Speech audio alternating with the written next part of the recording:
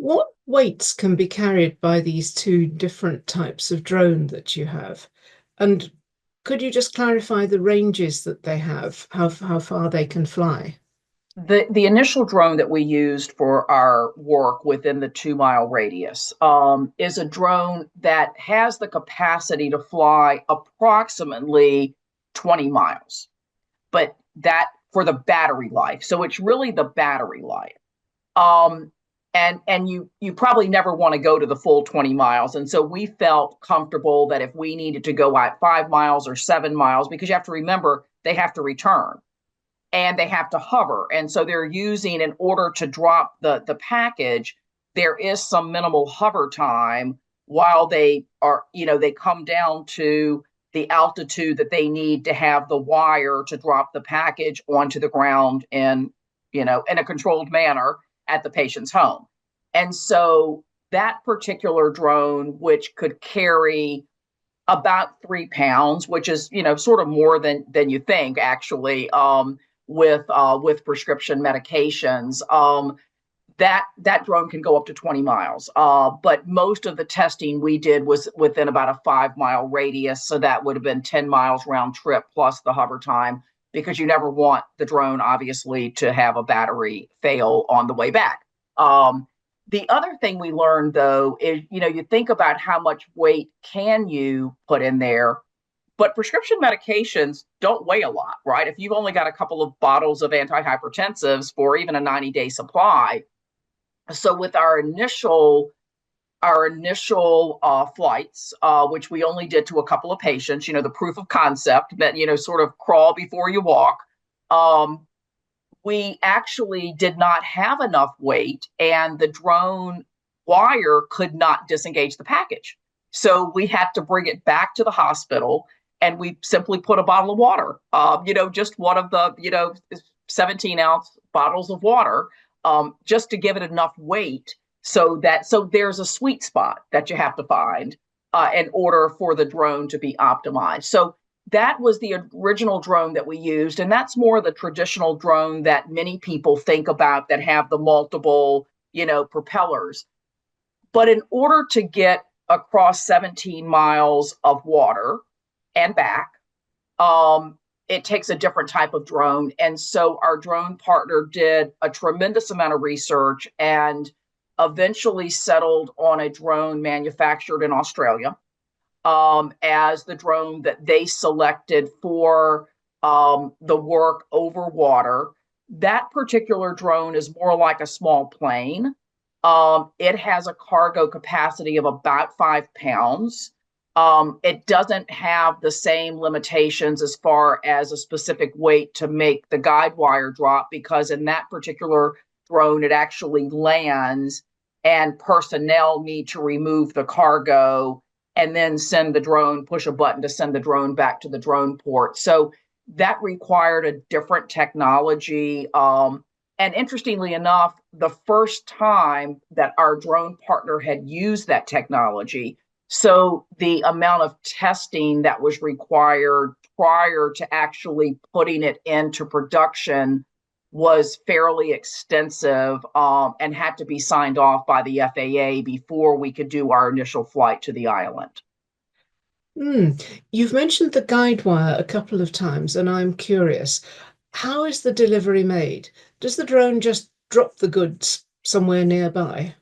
So the drone takes off from the hospital, from the drone port, and it goes up to about 300 feet above ground. It will then travel to its destination, which is put in using GPS coordinates, which is the patient's home in this case. And once it gets to that destination, it will drop in altitude to roughly 80 feet above ground. So 300 feet or roughly 100 meters, down to probably, if I'm doing my math, roughly 25 meters above ground. Once it gets to that height, that lower height at the residence, it drops the package by a guide wire that drops from the bottom of the drone very slowly in a controlled manner. That guide wire then once the package hits the ground. And there's specially designed boxes that we put the medications in. The way that the box is designed, once the package hits the ground, there's enough slack in the line that the hook becomes unengaged from the top of the box, and the guide wire then goes back up into the drone. The drone then goes back up to 300 feet or 100 meters and comes back to the drone port. But it's a very controlled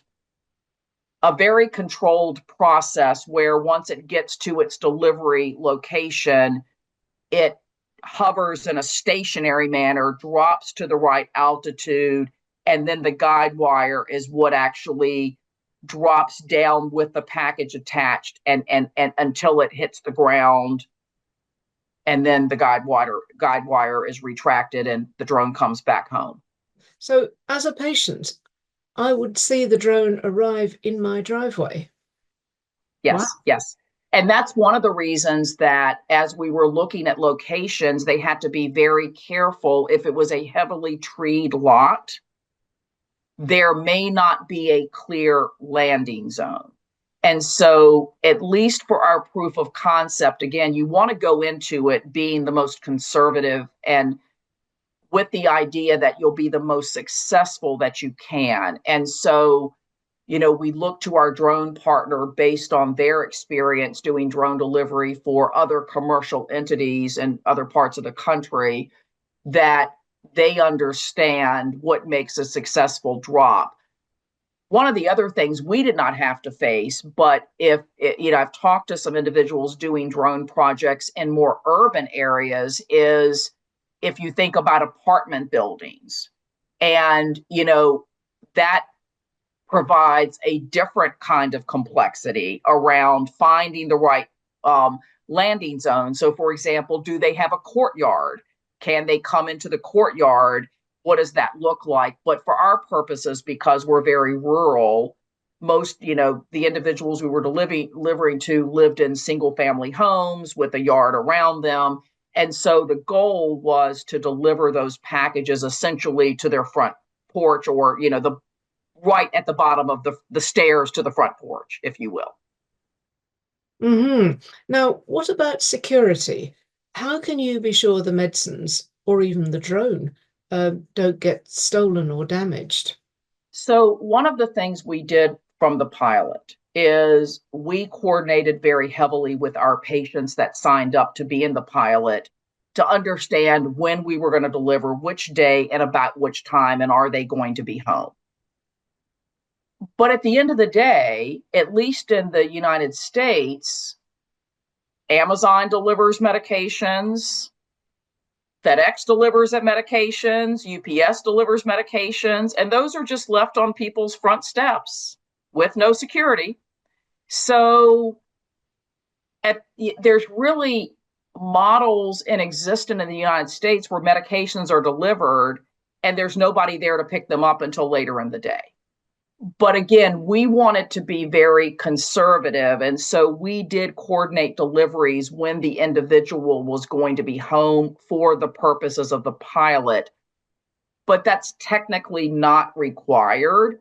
I think as a pharmacist, one of the other things, in addition to potential theft, and, the boxes were not marked in a manner that you would understand that there are medications in them, right? They, very limited, basically a white box, from a patient privacy perspective. We have certain regulations in the United States that we have to follow around patient privacy under HIPAA, and which is the federal code. And so there was no distinguishing information on the outside of the package other than the physical address. So there's not any information about what's in the package. But I worry more, what about temperature excursions with medications? If you were delivering in the wintertime, right, or is it going to be freezing? Medications aren't really meant to be stored at freezing conditions, right? They should be controlled room temperature. So, there are many factors that go into it. So for the purpose of the pilot, we required the person to be at home or a family member be at home, and we coordinated those deliveries such that they were aware approximately what time the delivery would show up.